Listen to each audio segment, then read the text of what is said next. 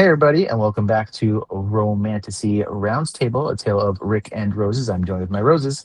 Amanda. And Kim. And as always, if you happen to like, for some reason, what you're listening to and or watching, please feel free to do this. Like and subscribe on YouTube and podcast services. We are also on Bookstagram and BookTok, and we have an email at romantasyroundtable@gmail.com. And we're now friends with Kingdom of Threads. We love Kingdom of Threads. Shouts out Kingdom of Threads. This podcast is not sponsored by them, but we would love for it to be, honestly. We all own enough. I love giving them my money. Mm-hmm. Yeah. They're great. We met them at Comic-Con. When we went to Comic-Con last year, we were barely books. Mm-mm. We were pages. We were pages. We were not yet a book. And Rick and I go to Comic-Con together for Professionals Day every year. And when we went last year, we found Kingdom of Threads, and we were really excited because they had so much fun bookish merch. And we bought stuff for Kim there. And this year we beelined to them. They were on my short list of places we wanted to go. Because last year Rick had only read, both of us had only read ACOTAR. And this year we were excited about their ACOTAR stuff and their Fourth Wing stuff. They had Divine Rivals stuff, which I was excited about. Throne of Glass. They had all sorts of Mossverse stuff, Throne of Glass and Crescent City. And a little frog that says help. Yeah, we haven't read Assistant to the Villain yet, but my sister always says help instead of help. Have you read it? I have read it. What's with the frog? I'm not going to tell you. But we should read it. Oh, of course. I mean, we love a little psychic. We love a little dude, right? Yeah. My sister always says help instead of help. It's a thing that her family does. I don't know why. I'm sure there's a story. But they have a little frog who says help, and he's got a little sign. And I really wanted to buy him for my sister, but we haven't read the book.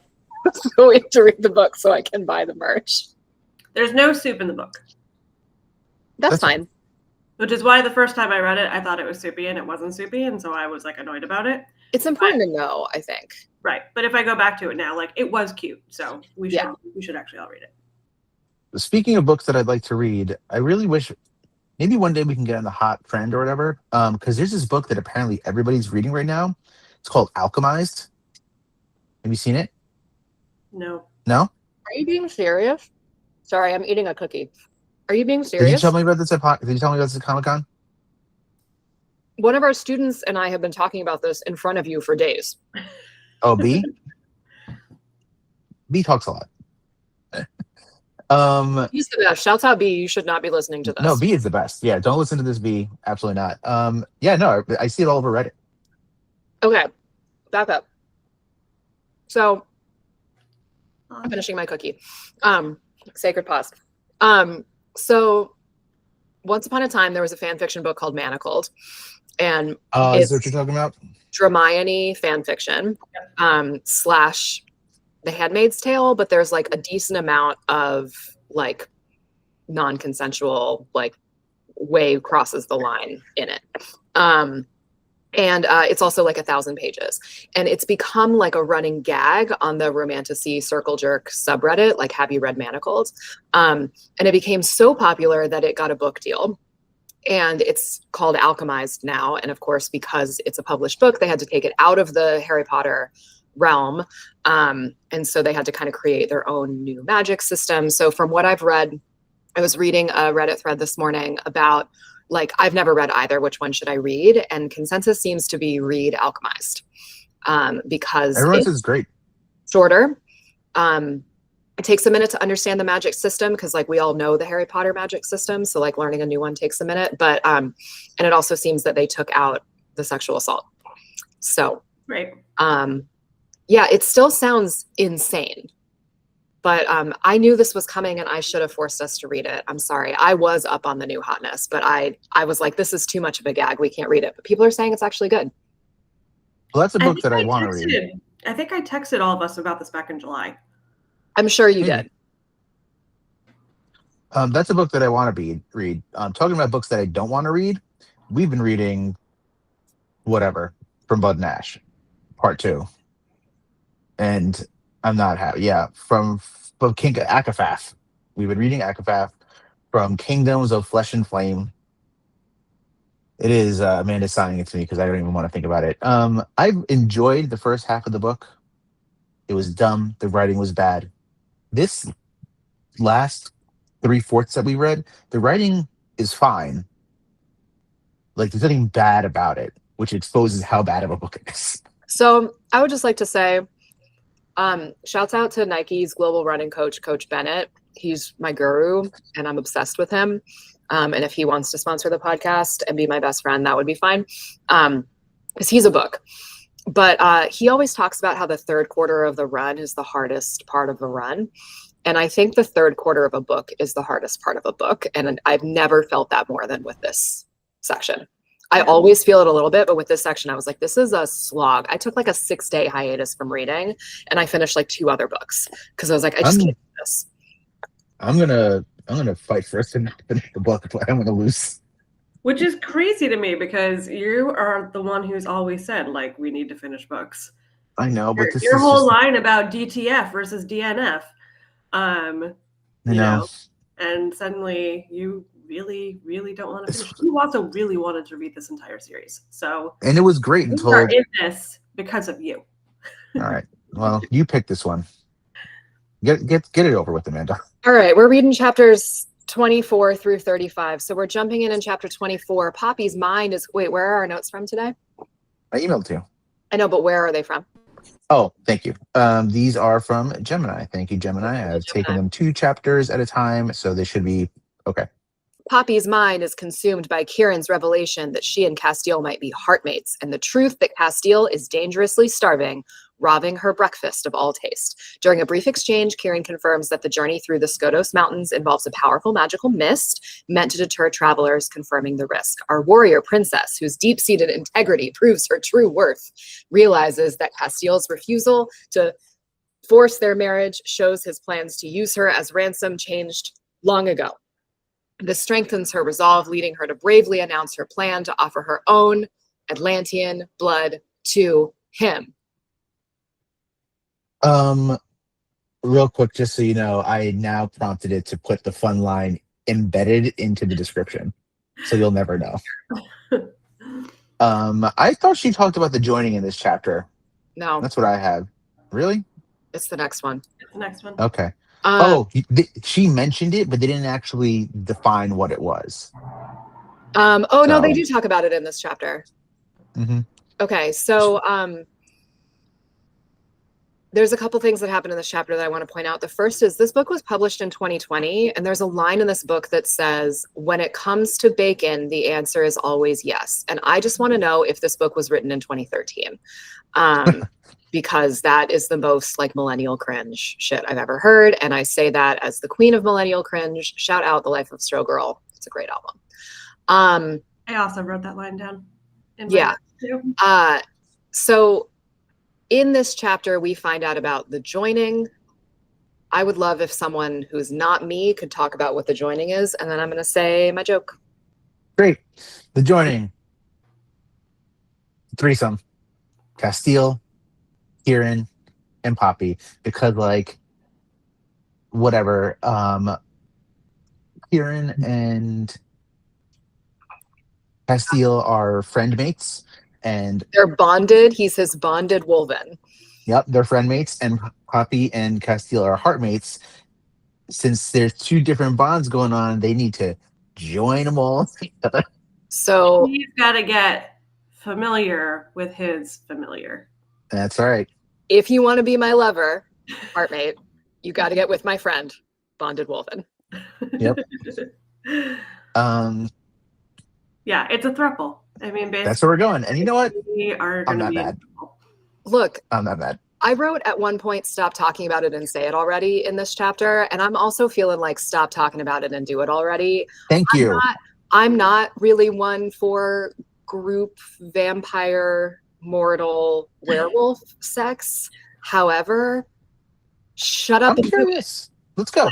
I just like, why, what are we doing? What are we doing? We're just talking about it. We're not. Right. Why do we just have to like, continually debate it and be like, oh my gosh, might happen. Just like fucking jump. And it's like, it's worth noting. So we talk about this in chapter 25 that like, it doesn't have to be sexual, but it is. It's gonna be. So Alistair visits Poppy and confirms the joining, talks about it a little bit, an intimate three-way blood ritual meant to extend a mortal's life if they have Atlantean blood and are bonded to an elemental. Poppy's shocked, realizing this is why Castile never told her. It proves he never intended their temporary marriage to be permanent. Castile returns, apologizing for losing control that morning and confessing that he wants people to see her as the half-Atlantean who captured his heart. Driven by his visible suffering and her own admission that she, quote, cares about him, the beautiful, unstoppable warrior who refuses to be used demands that he take her blood for his sanity, a condition he agrees to only if a third person is present to keep him from taking too much. Couple things. So the king didn't do this with his mistress, and we know that because Alistair was his bonded wolven. So that's to know. He talks about how blood wasn't the only thing he was starved for in the last section, which, yikes. And she also says, I'm beginning to realize I'm an incredibly random person, which again, was this book written in 2013? Yeah, she really loves the word random. It started in the last section that we read, but it's just, I mean, it is like at least twice a chapter where they're like, that's the most random question. And yeah, I also hate it.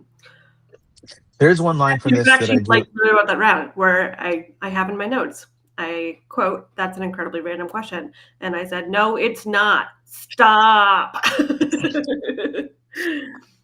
There's one line from this chapter that I do like, when he's teasing her about the threesome, and then he's like, oh, that's in that so-and-so's diary that you read. And she's like, oh, you're bringing up the diary? He's like, you hate that book. He's like, and he says, I fucking love that book. I wrote it down too. That was good.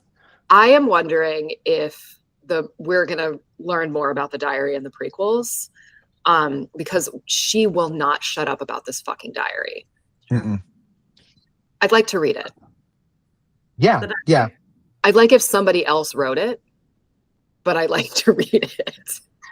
All right. The last thing I took. Maybe they don't talk in the diary. That would be better. It's kind of worse. This leads you into chapter 26. So here's the end of chapter 25. Blah blah blah. Feed off me. No. Yes. No. Yes. She's now officially a juice box. We love a juice box. Chapter 26, after admitting she cares for him, Poppy agrees to let a starving Castile feed from her, but she's unnerved by the thought of the joining and having Kieran present to monitor the exchange. Castile finally strikes, and the pain is brief, quickly giving way to a visceral, overwhelming pleasure that ignites a fierce mutual desire between them. Our passionately fierce warrior, whose body is a willing vessel for their intense connection, surrenders to the sensations as Castile pins her against the wall and against Kieran, blurring the line between his hunger and their desperate pleasure until Kieran forces him to stop before he takes too much. I wrote, Kieran is here.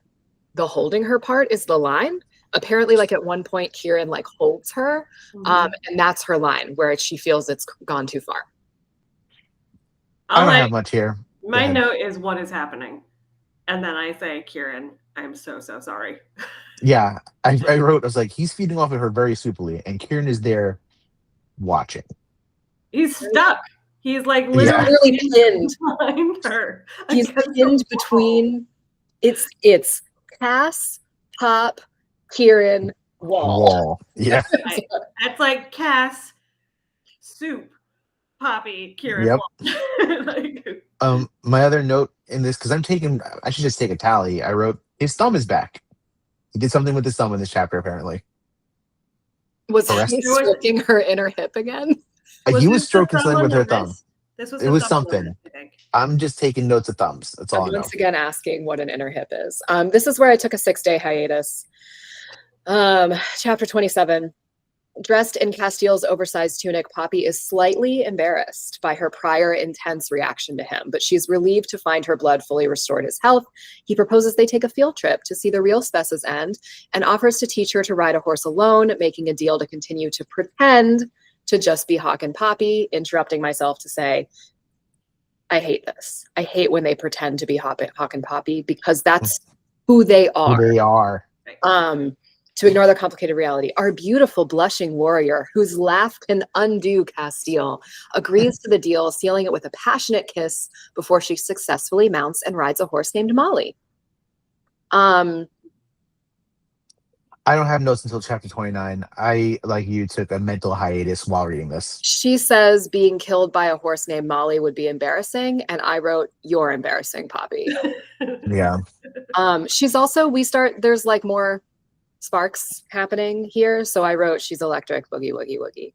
Yeah, they're really hyping up the spark thing also. Like every time she's near a Wolven, they're all like, "Oh my gosh, you have like a crazy electric current to you." We're going to give you spark points. Yep, show your spark. Show your spark, Poppy. Chapter 28. Castile proudly leads Poppy through the reconstructed Atlantean town, where she is awestruck by the free people, the spacious homes, and the lack of formality.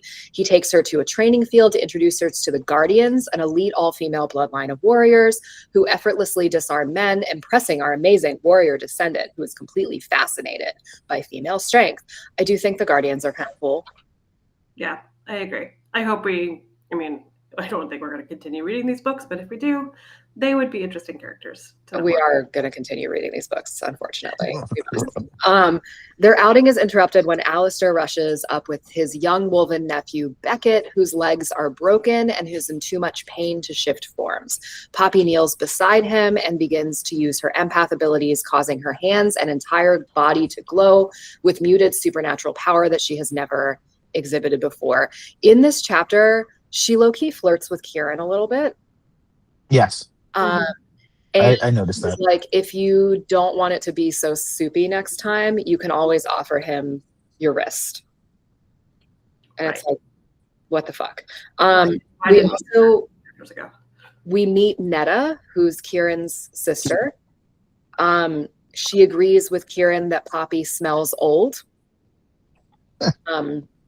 Netta's like, "No, you don't smell like mothballs and stale peppermint candy." And I'm immediately taken out of the world.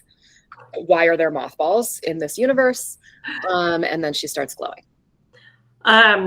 Couple things. First off, I'm annoyed that this new character is named Netta, because our girl Jennifer here loves a name that is one letter off from another thing. And we already know Anesta. And now we have a Netta instead, and I'm annoyed about that. We also missed a whole other soup section in the last chapter. The "Let me show you my gratitude." After he drank from her. Yeah, that's I believe chapter. You. No, that's not yet. This is because that's after she saves the little boy. No, it happens. Isn't it? After he drinks from her. Oh, right. There's a little. Yeah. Right. But he finally gets off. Yes. He does. Which is like the first time that has happened for him. So yeah, good for him. Bless way to get yours, dude. Yeah. We do talk about how in Romantasy books, she always gets off first. Mm-hmm. In this book, he doesn't get off until like chapter 27, which is a long time. In book 2. Right. She's gotten off like 5 times now. And that was his first time, and it was kind of unsatisfying, but it happened. It was. So. Most of the soup thus far has been pretty unsatisfying. All right, so in chapter 29, she's healing Beckett, which was cool. Yeah. Her body's glowing. She's both gold and silver. She's gold for a minute. They talk about her being gold for like a hot second, and then she's silver from then on. It's very annoying. Pick a color. Proving her ability to heal is far beyond anything known. As Beckett quickly recovers and shifts form, Castile confirms that her blood and the Atlantean soil have unlocked powerful new abilities, but the onlookers fear she is a soul eater. Our amazing Moonlight Warrior Princess will not hide her incredible power to help others, and refuses to hide her growing strength despite the risk, leading to a tense charged moment where Castile nearly kisses her as his suppressed hunger nearly overwhelms him. Then he quickly changes the subject, leading her away to talk about their future. We talk about Lamea again in this chapter. When are they showing up? They seem cool. He would have lost his legs had she not healed him. So that's pretty cool that she did that. And there's somebody named Jasper. There's always someone named Jasper in every book. And then I stopped taking notes for like 5 chapters. Yeah, that was me. Good. The one thing I liked about this is I'm good with her being a healer. She might also have lightning and be able to wield lightning and fire. We don't know. But the healing part, I'm good. I know you haven't read Throne of Glass, Amanda, but reminds me of Irene. I like that. I love a healer. Yeah. You got to have a healer in your party. Of course. I always play a healer. That's my class. Yeah, I think it depends on who you need to have with you. You know, like I'm not always going to be a healer if like I have a healer with me. You know, like in Kingdom Hearts, Donald's always going to be a healer. So like I should probably not be a healer. But you need a healer though. Yeah, and that's why I have Donald. I mean, he's really more of a mage, but like, you know, that's where the healing comes from. Anyway, this episode is brought to you by Kingdom Hearts, chapter 30. My note in this chapter, quote that I liked, and then we can go. He's like, let me thank you. Let me hit that again. And she says, that seems like an odd way to thank me. And then he says, it's the only way I know how. It's not even that he's like, let me thank you. It's like, he's like, let me violently blow your mind. And she's like, what now? And he's like, that's all I know. And she's like, a simple thank you would suffice. He's like, no, it would not.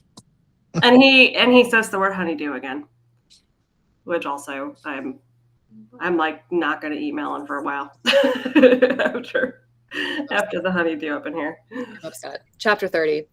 The urgency of their marriage is confirmed as Castile informs Poppy that they need to wed in Spessa's End the next day before they reach Atlantia to prevent his parents from interfering and to secure her authority. Our sharp, logical warrior, whose fierce intelligence rivals any courtier. Is that how you say that word? Yep.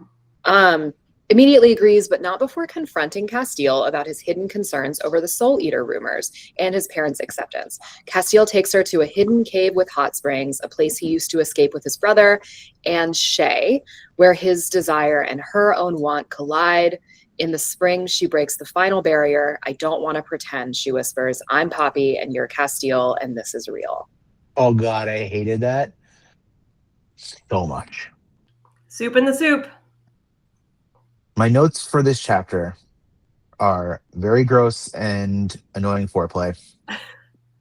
And the line that you just said. That's all I have. I have no notes. I wrote, I hate taking notes. I don't take notes. Soup, and then I wrote, then she ate more soup when they got back. So I don't take notes for till 33 after this. They're having soup. They're in the soup. Then they're eating soup. And then they're eating soup. Yeah. Chapter 31. Okay. So here's one actual plot point. So she's talking as they're like, you know, talking about life before soup happens, about how much she misses Tawny. And don't we all? I'm a little bit annoyed about this because, you know, she spent like the first part of the book being like, Ian, I have to get back to my brother, Ian. And then for like the last 30% of this book, all we've heard about is her being like, I miss Tawny, I miss my bestie. And so I'm kind of like, make up your mind. Did she have missed Tawny this whole time? Like that would have been so much more consistent than her weirdly caring about her brother after she didn't give a shit about him for a whole book. Exactly. So yeah, so that just feels confusing and muddled to me. I think Ian didn't ascend and is like a weird rebel somewhere. But what if Tawny has now ascended? That I think she probably has. Yeah. Yeah. Right. Yeah. We're gonna have to figure that out.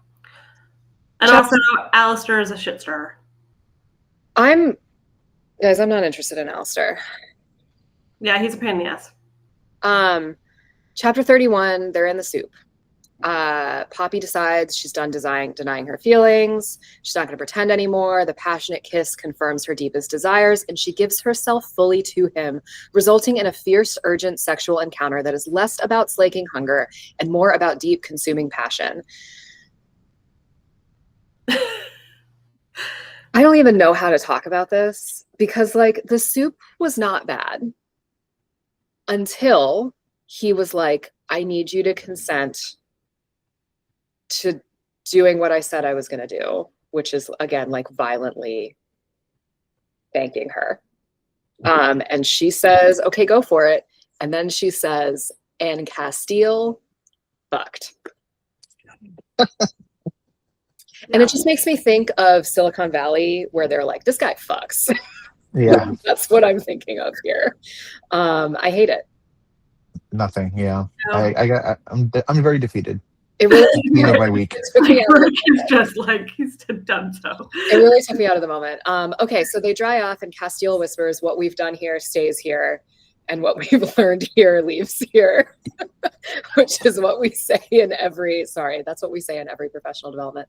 Our courageous, fiercely honest warrior, whose heart is now completely his, is momentarily stung, realizing that while their time together felt entirely real to her, his pragmatic statement about avoiding risk still creates a painful separation between their futures. This is the point where they're obviously in love, and I need them to just shut up and tell each other. Right. I have two things here. One, I still feel a little bit weird about he was like, I'm going to show you this cave that I love, but this is the place that I would hang out with my brother and my dead fiance.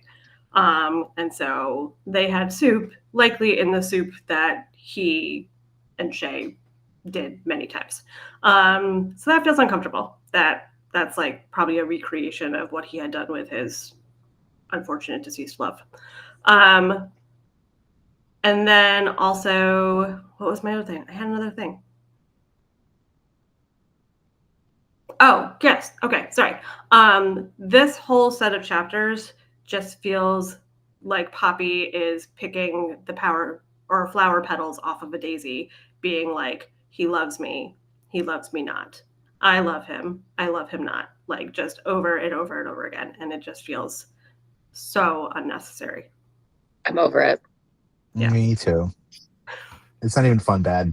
All right. It's 32 and they're having dinner. They're having literal soup. Having the soup. Atlantean's distrust and discovery that Castile has been promised to another named Gianna for decades rips through Poppy, causing her suppressed emotions to explode into raw anger in front of the entire hostile room. She defiantly throws off the remnants of her maidenhood, declaring that she chose Castile when he was Hawk and fell in love with him because he valued her and made her feel alive. Despite Alistair's warning, he fiercely claims that she is what I want and the reason he came home, but the betrayal causes our newly unchained, passionate warrior to finally shed her tears of freedom and self-acceptance when she is alone, ultimately realizing that she loves him despite all his lies, solidifying her choice to stay for the sake of their cause. I do think that there's a good line here, a rare good line, which is when one of the other Atlanteans is like, but you were raised by the Ascended. How do we know that you're not going to be loyal to them? And she said, would you feel loyalty to your captors? Because I do not. And I really liked that. I've said this before and I'll say it again. There are moments in this book that I really like, and they are infuriating because most of this book is so bad. And it's like, be good or be bad. Like, make up your mind. I was really annoyed with, this is where my next chapter is what I say because she's becoming insufferable. But I was really annoyed that she's getting mad that he was like with this Gianna person or promised to this Gianna person. Because I'm instantly like the first thing that popped in my head was like, but they were on a break. Like also, they weren't even together. Like Homeboy's like 600 years old. Like obviously he's got exes. Like right. Right. And also, does she know nothing about like, you know, a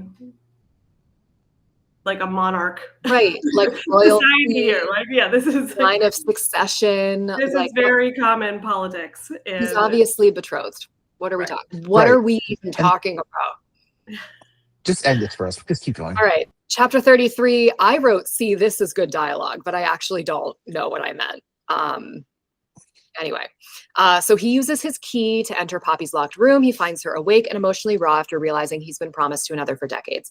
In a moment of devastating honesty, she uses the discovery of Gianna to push him away, reminding him that he has other beds to visit, which infuriates him. Maybe that's what I meant.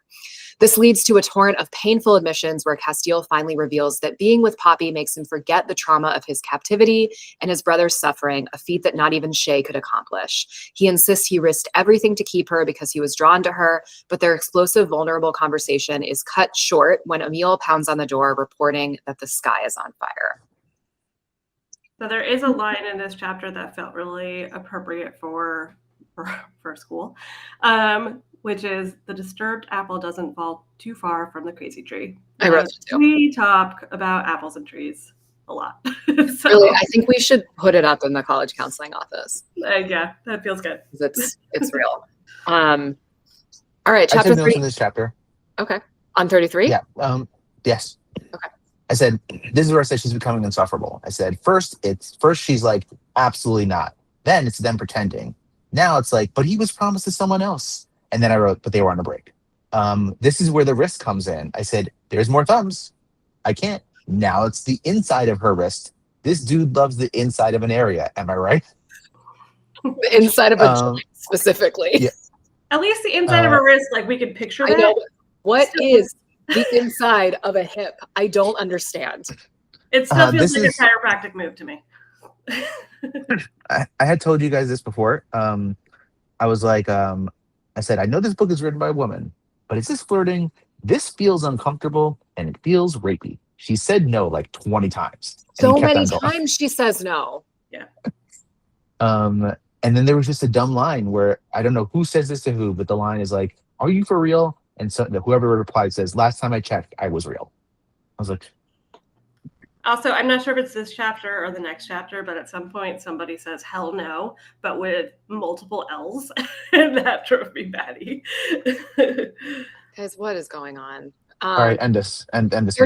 34. Rushing to the rise, Poppy and Castile witness a massive, ominous red glow on the western horizon, realizing it's a huge fire, not an omen. Castile reveals that Gianna is Alistair's great niece, confirming Poppy's submission that the marriage was a political idea intended to strengthen the Woven Alliance.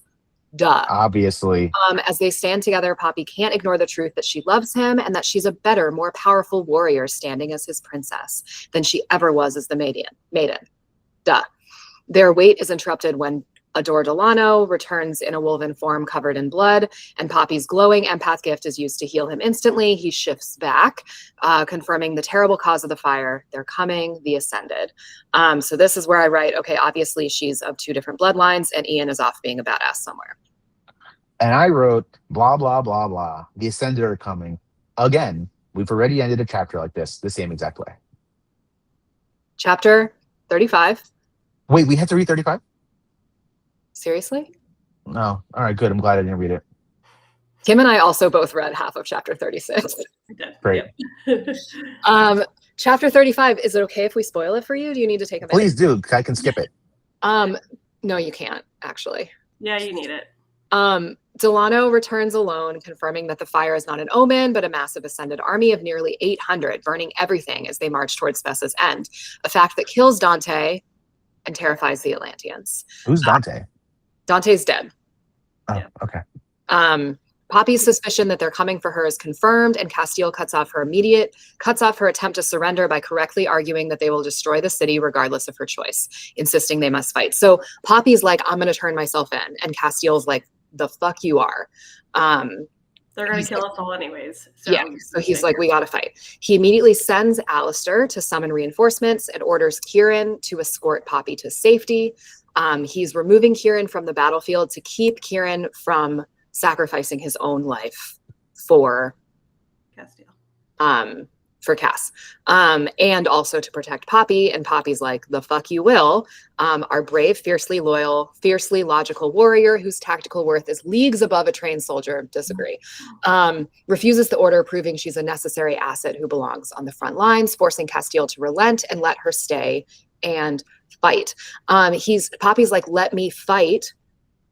And I just like to say, like, from I have studied history and read other books standpoint, Poppy is so much more useful as a medic than as a soldier.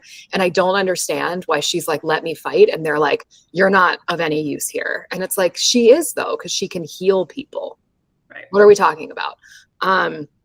but he's sending Alistair off, and he's sending Kieran with him, and he says it's like for a couple reasons. And so it's like obviously to protect his life, and it's like I think it's also to keep an eye on Alistair because I don't think he trusts him. Yeah, I don't trust him either. Amanda, to your point before about how like there are moments of greatness in this book amidst a whole lot of shit. There's a line towards the end of this chapter when she is basically being like, no, I'm going to stay here and fight, where she says, being a distraction to him, aka Cass, is his weakness and not mine. And I was like, okay, like, yeah, snaps, girl. Like, yeah, that's actually like a really good line. And she is right that she is quite talented with a bow, and she can fight in hand-to-hand combat. She is a useful member of the army. If I were the general, I would keep her in the tent. Yeah. To heal. I wouldn't put her on the front lines. I just think lots of people are good with bows, and she's the only one who can glow. That rhymes. This chapter ends with like, so they know they're coming, and Cass is like, up all night, and she's, like intermittently resting, and it ends with like them starting to have a deep conversation. And it's very clear that this is the moment, 80% of the way through the book where they're going to confess their love. And so that is why Kim and I read ahead to read the first half of chapter 36. Spoilers, they confess their love. Shock. Oh. So shocked.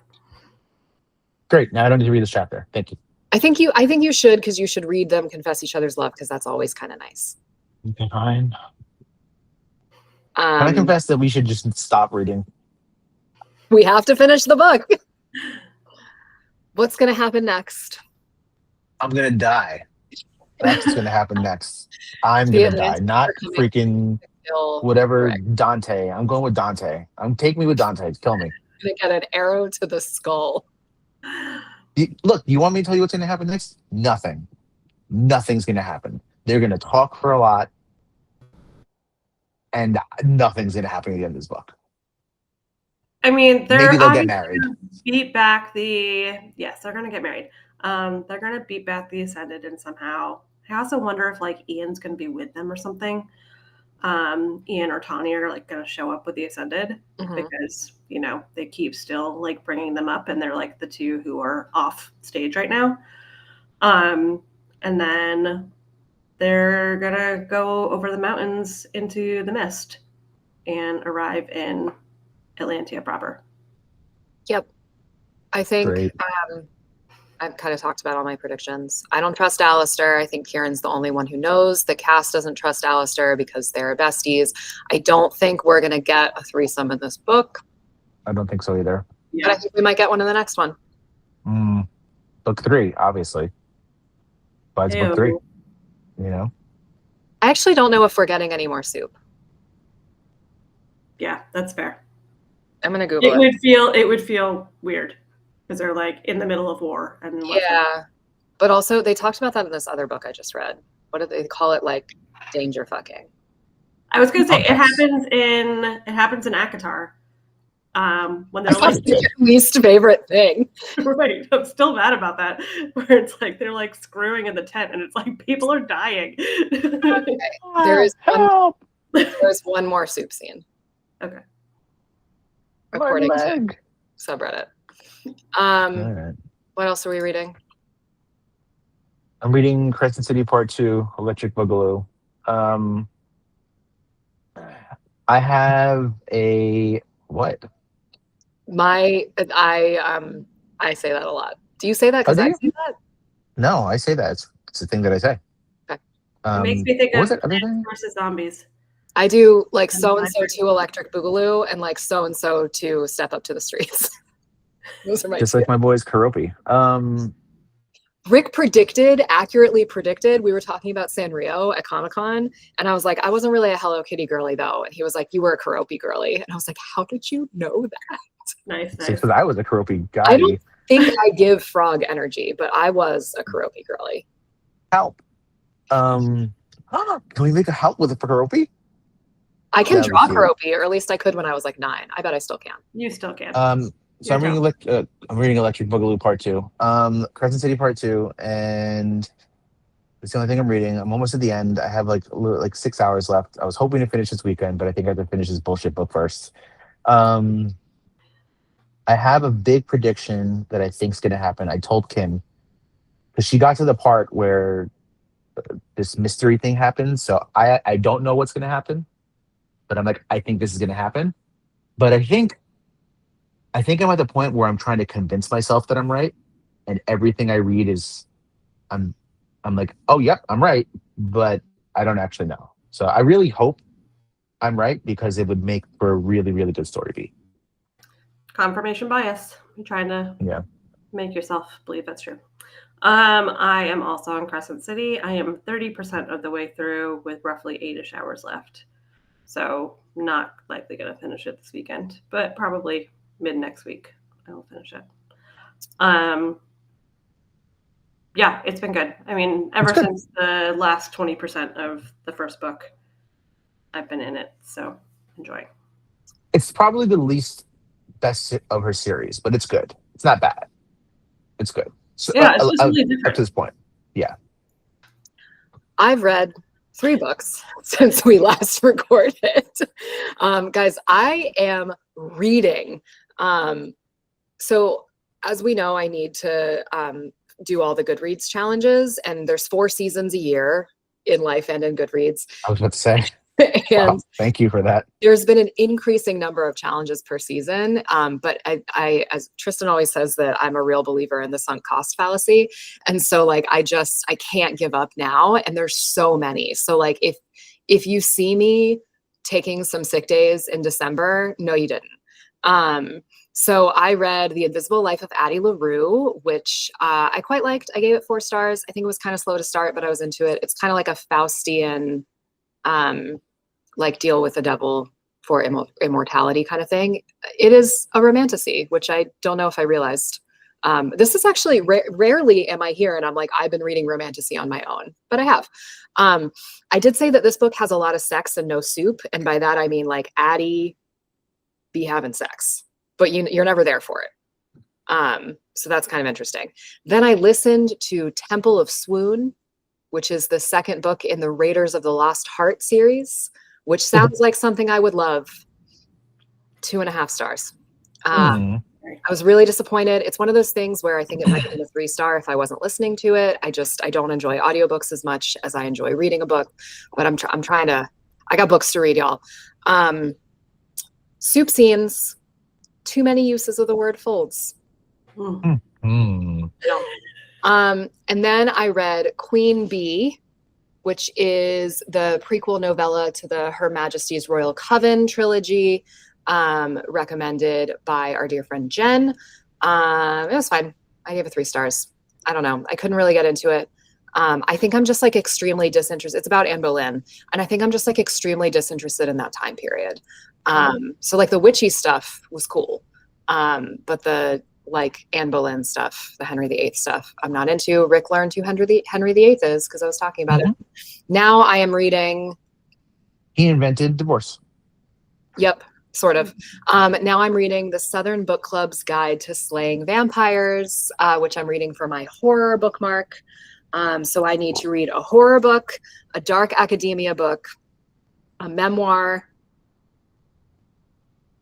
like a great novel that's winning awards for Goodreads. And then there'll be 3 more that I don't know what they are yet. And then I'm also trying to read the whole alphabet. So Queen Bee was for my Q. So I have Z and X. But I have books picked out for them. Okay, there you go. I would read an academia book and call it a day. That's what I did. I bought Babel. Did we say Babel or Babel? Babel. Me too. So. Yeah, Tower of Babel. Mumford & Son says Babel, but they're British. I bought Babel because it was like $2 on Kindle, so I'm going to read that. It is really good. You're going to like it. I have a not relevant thing and a relevant thing, so I'm looking at Reddit. The non-relevant thing is pretty funny. There's a Twitter post that says, I was at the dog park. Someone said, good girl, and I looked. But here's, okay, I'm going to not see you guys. I'm going to read this. This is a Reddit post from 8 hours ago. Blood and Ash series question. I'm about 100 pages or so away from finishing A Kingdom of Flesh and Fire. We're reading that. and I can't help but feel lost. I had such high hope for the series. The first book was a slow burn that turned into something I thought was genuinely intriguing and huge. However, I feel like once the team reaches Spess's end, the plot kind of halts. Page after page is the same damn thing. Cass and Poppy pretending, Poppy getting cranky, Spice, maybe some insight into Poppy's background, rinse and repeat, and some more Spice. Now I remember reading the scene at the hot springs near the cavern, and Cass started talking to Poppy about tasting old blood, and I became genuinely interested, but the two completely went way off key from that despite it being a spicy scene. I felt deflated because I wanted to know more what he had to say. First comment, I gave up after book 3. I mean, I've heard a lot of people who are like, just don't do book 4. I wish I could second screen this book. You know what I mean? Like when you're watching a TV show and you're scrolling on your phone, I wish I could second screen this book. That's kind of how I feel about it, though. Like, I'm gonna like power through the chapters today just to be like I did it. Yeah, but it's not the main event for me. All right, what's our homework is to finish the our homework's to finish the book, and then we're going to read Mate by Ali Hazelwood, which early reviews say further into the Omegaverse. Away we go. Bless you. Kim sneezing. Thank you. I don't Are there know. other biological things that we should be aware of before we venture into? Not that I know of. Oh my God. Comment down below. Here's the thing, right? Because what's her name is also a wolf. She's half wolf. Rawr. So we're gonna get the other half of the. We're gonna get the other half of the knot. Why are you giving a thumbs up? You gave a thumbs up to the knot. I did? Yeah. It was in my head. There's a thumb. We're gonna learn even more. Am I Castile? I hope not. He loves a thumb. I hate it here. 2 become 1 when we start reading Mate. I don't even want to do it. I'm so sorry. I'm not gonna do it. I don't want to do it. We haven't talked about the life of a showgirl. But we as a podcast love the life of a showgirl. And if you don't like the life of a showgirl, then this is not the podcast for you because you're allergic to fun. We love fun. It's not great, but it's fun. We're having a good time. Yeah, that's what I'm saying. Except when we're reading Akathaf. We're not having a good time when we're reading Akathaf. But we are having a good time when we're listening to Opalite. And we all have been emotionally ruined by Ruin the Friendship. You're welcome, guys. Rick, did you finally listen to Wood? Did you listen to the lyrics? Sort of. Yeah, sort of. Yeah, here and there. It's going to be your favorite song. You are going to love it. I believe it. She's opening those eyes, you know? And then once you've listened to it, I'm going to send you the clip from New Heights where Jason Kelsey asks Travis Kelsey about it. Nice. All right, I want to go eat something. Kim has a date at 12 o'clock. A lunch date. No, I have brunch with Sarah. That's a lunch date? Yeah. I have to... It's my birthday. Oh, tomorrow. Oh my God. Tomorrow. I was like, not today. It's tomorrow. No, yeah, I know tomorrow. It's tomorrow. So I have to go be a birthday. Yay. Go Happy birthday cake. Thanks. Yay. Enjoy. Okay. Right. Bye. Bye.